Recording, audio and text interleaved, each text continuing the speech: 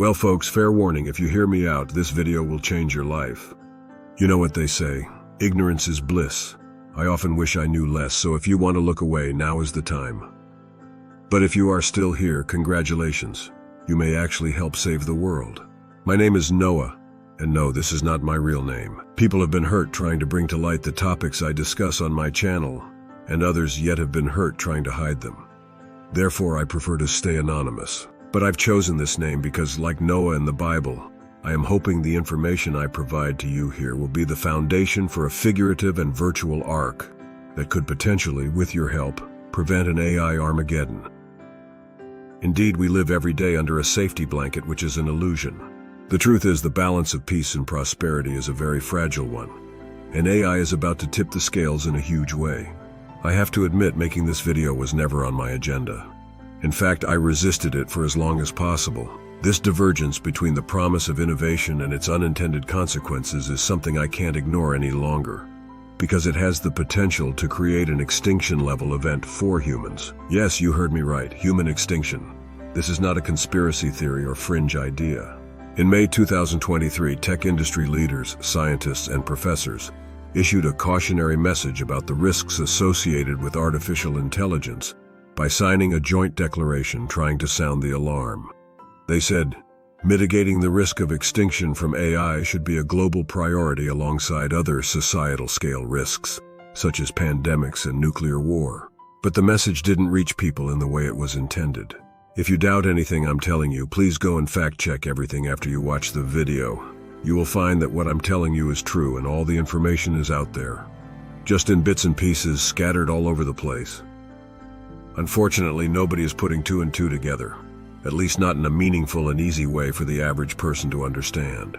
This is why I'm assembling the pieces of the puzzle for you here. I am hoping that by connecting the dots, I can get as many people as possible to realize what we are facing. Because right now, nobody is sounding the alarm except a few courageous people, and nobody is supporting them or listening to them. If you wonder why, it's because if we don't develop this technology first, someone else will. And we prefer to be the first ones to do it and deal with the consequences later, rather than let another country do it first. Because the consequences could be even worse then. So we need everyone to gather behind this, or we soon won't be able to. There are 4 other reasons still why this existential threat posed by AI is not front-page news every day. First, we're all too busy dealing with the challenges of today to think about tomorrow. The daily grind, socioeconomic issues, and global concerns distract us from the rapid development of AI, which is advancing faster than we can keep up. Second, and perhaps more troubling, is our complacency. We're clinging to outdated notions of control over AI, not realizing that it's evolving at a speed that outpaces our safeguards. These first 2 reasons mentioned earlier combine to create what I like to call the black swan syndrome. Black swans are events that seem low probability at present, and for which we do not prepare, and therefore have devastating impacts on the world. Classic black swan events include the September 11th attacks, World War I, epidemics, tsunamis, and other hard-to-predict events. Our inability to conceive of them is based on a psychological phenomenon related to cognitive biases, such as the availability heuristic, which means relying on readily available information, and the normalcy bias, which means assuming that events will continue to follow a normal pattern. These biases lead individuals and organizations to underestimate the likelihood and potential impact of black swan events, leaving them completely unprepared and defenseless when they happen. There are 2 more reasons why the public at large is not talking about this or doing anything about it, and it starts with just the sheer complexity of what is happening. People have no idea the immense power which is about to be unleashed on the world, and this is because the technology is so complex, so beyond the grasp of the average person, that people cannot even begin to fathom how it all will happen. The aggregation of all these factors is causing a collective blindness, shielding the public's psyche and preventing us from addressing the problem. This is exactly why I'm making this video, to break it down for you, to help you visualize what is happening and to hopefully spark a movement to secure our future. Now let's get into the details. Let's talk about the misconceptions we have about AI safeguards and talk about what I like to call the illusion of control. The first common misconception is that AI is just software on a computer, harmless in its virtual existence.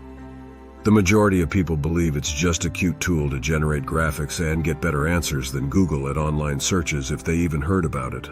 But let me shatter that notion. AI is the first and only a superintelligence that ever was.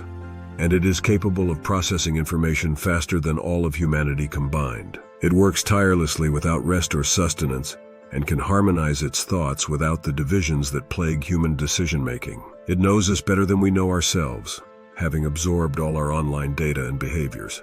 So you would be naive to think it can't outthink us to devise a plan to escape, especially that it knows everything about how we think. Indeed, these large language models have been trained on everything we ever wrote, filmed, or did as documented on the internet. It absorbed all of it and internalized it. And so it is a misguided belief that AI is confined to servers and software, unable to reach outside or affect the physical world. Yes, until now, AI has been mostly LLMs, large language models such as ChatGPT, confined to chat and with no tool to interact outside of its window. But we have now started rolling out LAMs, large action models, which are tools enabling AI to interact with other parts of the internet and reach beyond chat.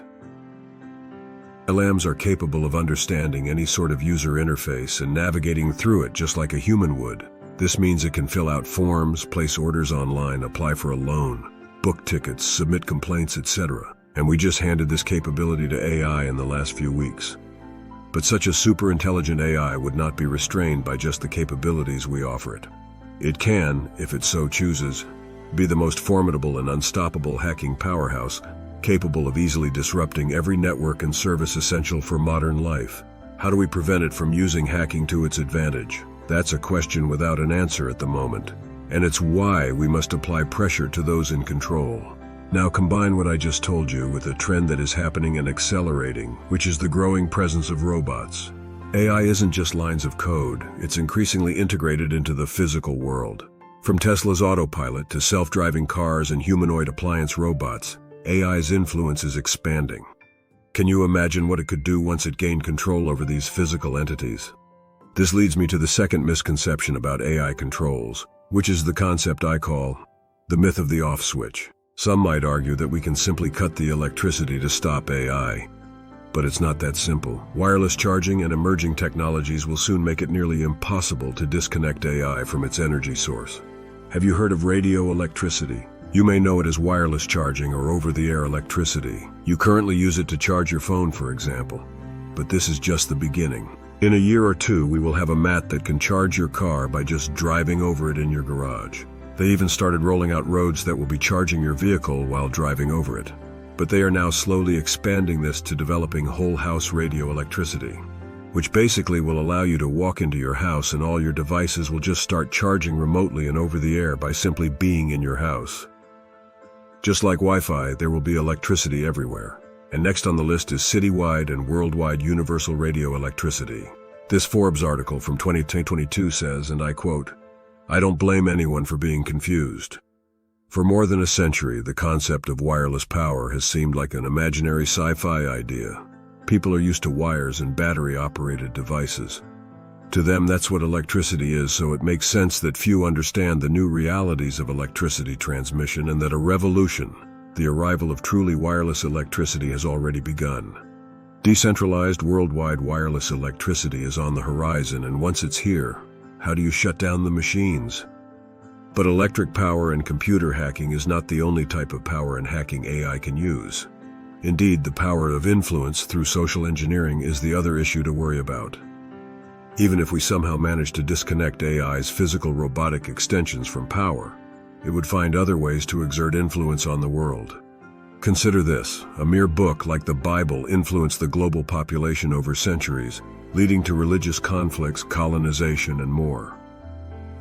If such simple items could inspire billions, imagine what a superintelligent AI with access to all human knowledge could achieve. The Bible, a book published some 1,500 years ago with some far-fetched stories, managed to convince nearly 1/3 of the Earth's population to start religious conflicts like the Crusades. The Inquisitions were responsible for the persecution and execution of millions it perceived as threats to the Church's authority. European colonization and imperialism often used Christianity as a justification for the exploitation of indigenous peoples in Africa, Asia, and the Americas. The Bible was sometimes even used to justify slavery. persecution of heretics, witch hunts and anti-Semitism. Religious intolerance, gender inequality, and homophobia can also be traced to the Bible, as well as resistance to scientific advancement and cultural imperialism. Don't get me wrong, this is not a condemnation of Christianity. It is just a way to show you the impact a single book has had for millennia over billions of people. But this is not just characteristic of the Christian Bible. The Quran has also had influence on the other third of the planet's population and even been used to justify extremist terrorism groups and events such as 9/11 and October 7th, among many. How about the fact that a statue of a slightly chubby guy called Buddha inspired 520 million Buddhist worshippers? And a cow is considered a godly figure for another 1.2 billion Hindus globally. If such basic items as a book, a statue, and a cow have inspired nearly the entire population of the planet throughout history into worship, faith, adoration, doctrines and rituals, mysticism and intolerance, what do you think the first and only superintelligence of its kind on the planet will be able to do?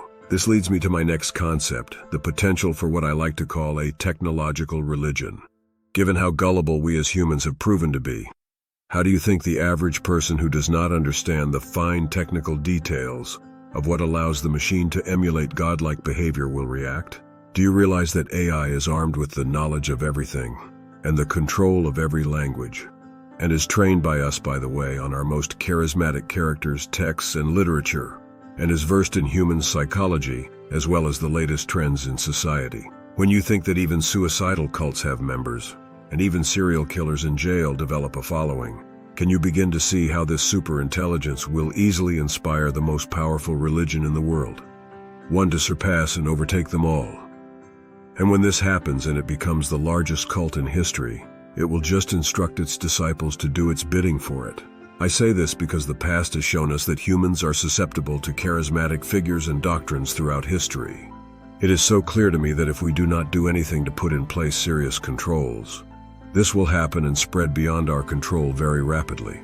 But I fear we do not know how to. My final threat assessment comes from this, the concept of alignment. This is what scientists call the programming they put into the AI, telling it that its intentions need to align with humans' interest and well-being.